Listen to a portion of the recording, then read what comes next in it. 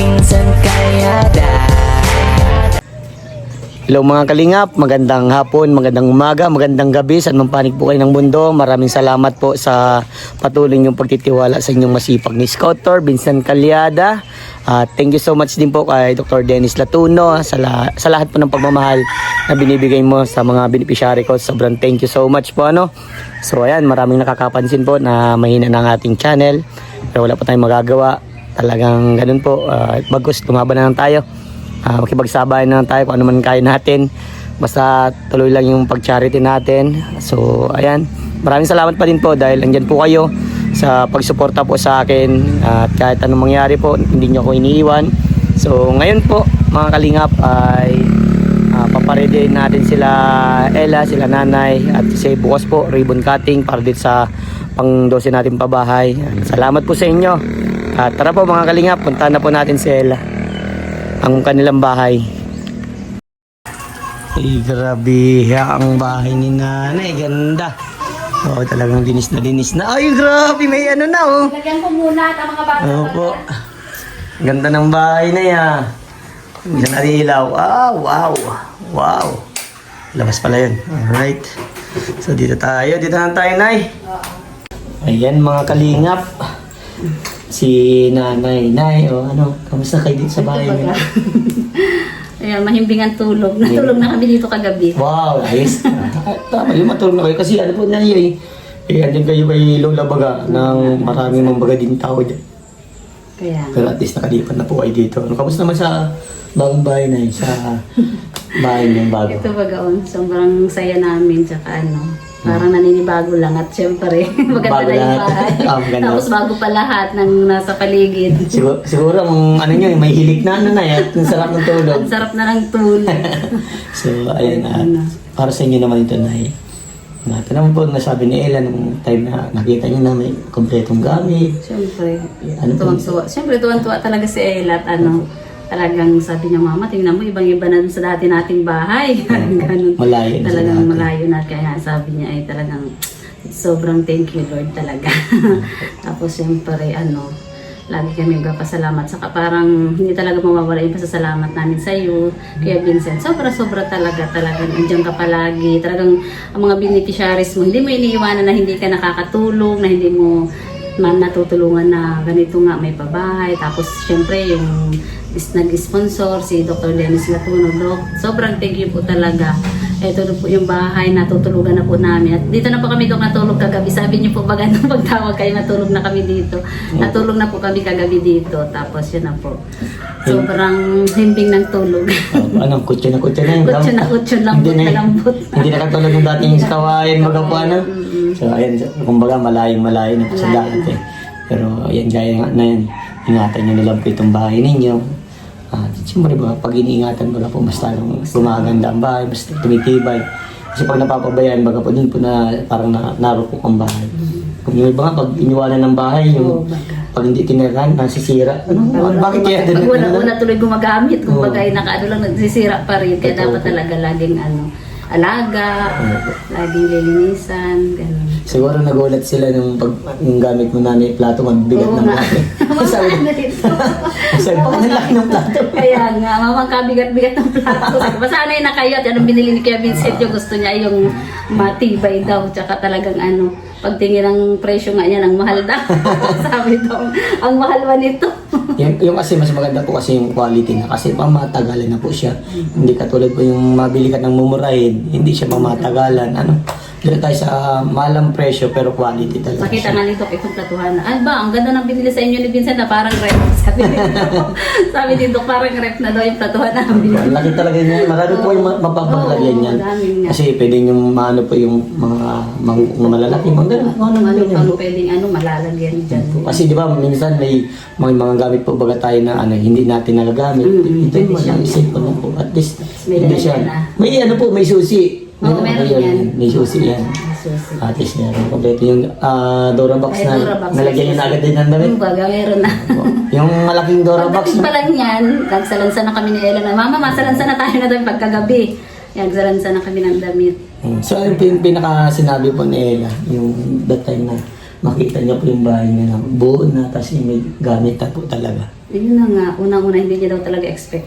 Hindi niya po talaga Hindi niya expected. na-expect na magkakaroon kami na ganito talagang bahay. Sabi niya, mama, sa totoo lang, gusto ko talaga magkaroon ng ganito. Pero ano, sabi niya nga, pagkatapos na lang, ano niya, pag nakatapos siya ng mag-aaral, siya kami mapapagawa ng ganitong bahay. Siguro sabi niya, pero ngayon nandito na daw. Yun ang pinapangako sa inyo. Tapos sabi niya, mama, dito na, hindi ko talaga ito alain na ano. First year pa lang ako, wala magkakaroon na tayo ng bahay. Pero ang iniisip ko, pag nakatapos pa ako, sabi niya gano'n. Ay, ganun talaga po na pag sobrang Kasi alam niya, hindi namin kaya. Hindi na namin kaya talagang mapagawa ng maayos na bahay sila. Ang iniisip kasi niya, yung dalawa niyang kapatid na bunso din. Gusto niya daw, hindi maranasan ng kapatid niya yung naranasan. Maranasan niya. yung bagay na yung hirap na dinaanan ni Ella, ayaw daw po na iparanas sa mga bunso niyang kapatid. Kahit sino naman siguro, kahit kayo po, mga ma'am and sir, mga kalingap, ayaw ninyong maranasan sa mga anak niyo o future maging anak niyo or sa mga mahal niyo sa buhay, ayaw niyo maranasan nila yung hirap na nadanasan natin. Kahit ako may mga struggle din na nadaanan ako, sobrang hirap. Yung iba nga, nabibitiw na, sumusuko na. Pero parte ng buhay po yan. Kaya sa inyo po, lalo na yun sa mga minamahal kong OFW na sa mga malalayong lugar na lumalaban po. Grabing hirap po ng sakripisyo nila pero lumalaban sila para sa pamilya nila. Maibigay lang yung magandang buhay. Parang si Ella. Ganun baga po. Kaya gusto niya makapagtapos po ng pag-aaral para maibigay niya. Sinisikap niya talaga noon. Kaya sobrang thank you talaga sa sayo. Kaya sabi niya, nakilala ako ni Kuya Vincent. Sabi niya, sobrang thank you talaga. Hindi daw niya malilimutan. Ganun talaga po nanay pag sobrang bait. Bine-bless talaga ni Lord. Yan siguro, lolo na lang ako pag nakita ko ni Ella, Kuya Vincent, bless na yan sa akin. Pag nakita niya matanda na ako, ay Kuya Vincent, salamat. Puro lang isa na sigurado. Yung lagi ang ano niya. At kahit din sa inyo baga po, kasi magkaroon kayo ng apo, ay kwento niyo yung nangyari sa buhay po ninyo. Ano nangyari, kung paano. Ito yung pinakamasayang parte sa buhay natin na nangyari. Basta ano lang lagi yun ay, ang gaya bang sinasabi ko sa inyo na lagi niyong tatandaan na madaming pagsubok pero always yung huwag niyong kakalimutan na andyan ang ating Panginoon. Dasalan tayo na, di ba sabi niyo, ayan, sabi nga ni tatay, nanonood lang siya, pero di niya kalain sila na din yung matutulungan at pagkakaroon ng itong bahay. Parang, di ba ang gano'n? Hindi mo baga talaga akalain na, pati pala tayo, ganito. Sabi niya nga, minsan nga talaga pareho kami na nanonood. Ang mga, ninyo, tulad ninyo na charity vlogger. Sabi niya, ang swerte naman itong mga ito, parang ganun. Tapos ngayon talaga hindi na kami rin pala. So, ayan ay, ready na lang. Hindi ko pa alam kung anong oras po yung sa ribbon cutting. Pero kinukunta ko na po si Ninong. Nagsina din po siya, pero baka busy lang. Pero mamaya po, i-chat ko naman sila kung anong oras po yung I think mga hapon yan, siguro mga 3 p.m. Mga 3 p.m. ito, may init pa dito Pero bala na. Ganito yata. Ganito, mga 3:31, pero medyo mainit pa. Pero malay natin baka mag-ayos sa isang panahon. Mamimili kasi ako ng order rin sa yan sa Gibbons, order na tayo ng pansin. Lagi naman ganun po na natin. Pagkain po sa Hindi, mabili na din ako ng disposable cup. Lagyan na lang natin yan. Timpla tayo ng juice, baka gusto nila ng juice. Mabili na din ng soft drinks, baka gusto nila ng soft drinks. And then, ayan. May mga gusto na kayong sabihin nyo na po natin sa vlog ni Ninong. I-vlog din naman po ako niyan. Nakatutok din ang camera ko niyan. At ayan ay, pag-ingatan nyo lagi. Wala naman po kayo masabi nanay sa tinagawa natin yung babae na yun. Yun nga, sobrang ganda, sobrang tibay yun talagang nakita ko dito sa pabahay na ito. Kaya, grabe. Pulido talaga. Pulido talaga. Ang gawin na lang na ito po. Di ba, siyempre, yung mga bakal, minsan kinakalawang yan. Yung yero, kinakalawang din yan. Ang ginagawa po dyan ay pinipinturahan na lang po. Kahit ito mga bakal, pinturahan na lang para mas lang tumatagal po. Ay, tagal yan, siguro. Luno na lang siguro ako. Nangapo na siguro ako. Talagang nandiyan pa rin. Maganda pati yung pangalak mo na yun. Talaga akong pumili niyan eh. I-video din na yung panlak niyo.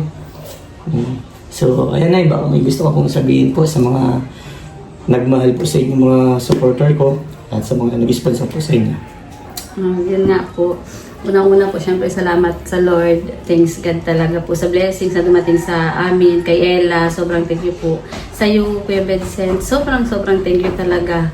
Kasi lahat talaga ginawa mo, matulungan kami, ganyan. Tapos, syempre yung mga pagtsatsaga mo sa amin, na kahit gabi na, ikaw ang nag-a-adjust talaga. Si Ella, nasa school, hintayin mo pa. Kahit gabi na siya dumating, talagang naandyan ka. Sobrang thank you talaga sa iyo, Kuya Vincent. Yun ang talaga. Tapos kay Dr. Dennis Latono, Doc, sobrang thank you po. Andito na po yung pabahay nyo, nakatulog na po kami dito. Kaya sobrang mahimbing po yung tulog namin. Ang ganda po talaga. Sobrang sarap sa pakiramdam na may ganito pong bahay. Kaya yun lang po talaga namin naranasan ng ganito. Kaya sobrang thank you po, Doc. Tapos, syempre po, si Lord na pang bahala sa kabutihan ninyo ni Kuya Vincent, na sana po ay lagi kayong gabayan, more blessing pa po sa inyo, para madami pa po kayong matulungan mga beneficiaries ni Kuya Vincent. Sobrang thank you po talaga. At syempre po sa mga nag-sponsor kay Ella, sa lahat-lahat, kay Sir Henry po, Sir Enrique Perez, sobrang thank you po Ninang Nena, at mayroon din po nag-anonymous sponsor kay Ella. Sobrang thank you din po sa inyo at sa lahat po ng mga viewers, mga supporters ni Kuya Vincent. Thank you so much po talaga. At andyan kayo para subaybayan yung mga vlog ni Kuya Vincent, kasi isa rin po kayo sa nakakatulong para makatulong po si Kuya Vincent sa maraming mga mahihirap. Kaya thank you po. At siyempre po sa mga gumawa nitong bahay, sobrang thank you sa inyo, kasi talagang pulido ang pagkagawa nyo. Hindi lang basta sasabihin na pinagawa kayo, gagawin nyo. Talagang andyan yung ano nyo na nagsasuggest kayo kay Kuya Vincent na ganito ang gamitin, ganito para matibay. Naririnig ko naman yun sa inyo. Kaya sobrang thank you sa inyo. At siyempre sa Panginoon talaga sobra. Lord, thank you so much po talaga sa binigay ninyong blessings. Thank you, Kuya Vincent. Yun. So, ay, maiiyak na naman si nanay. So, ayan, by the way, Doc Dennis Latuno, sobrang thank you dahil sa pagmamahal niyo po sa mga beneficiary ko. Madami na po siyang scholar, isa din si Ella, no? So, ayan, sa mga Vincent Calyada Angels, marami ng scholar si Doc. At ayan, padami pa yan. At alam ko si Doc, talagang walang pinipili yan, basta tutulog yan sa abot ng kanyang makakaya. Napanood ko nga yung isang vlog kay Jackie. Si Jackie, na rin. Scholar na po siya. Thank you, Doc, talaga. Ang dami natutulungan ni Doc Dennis. Yan. Salamat po sa iyo, Doc Dennis Latuno. At sa lahat po, sa mga sumusuporta sa akin, labis po ang pasasalamat ng inyong masipag na scouter. Sana manumbalik na ang ating views. Yan. Alam ko, pati din mga suporta sa akin na talagang tataka bakit na bumaba yung views ko. Pero alam ko naman, kahit sino naman siguro, alam niyo naman siguro na puro charity works lang si Vincent Calyada, walang pinipili na tinutulungan, kahit bata, matanda, mga estudyante, nakikita niyo na may mga sakit, tinutulungan natin yan ng sabot ng ating makakaya. So, ayan, sobrang thank you talaga sa inyo. Yan. God bless po sa lahat. Just mabalas po sa inyo, boss. Tara, babay na tayo na. Babay po. Thank you po.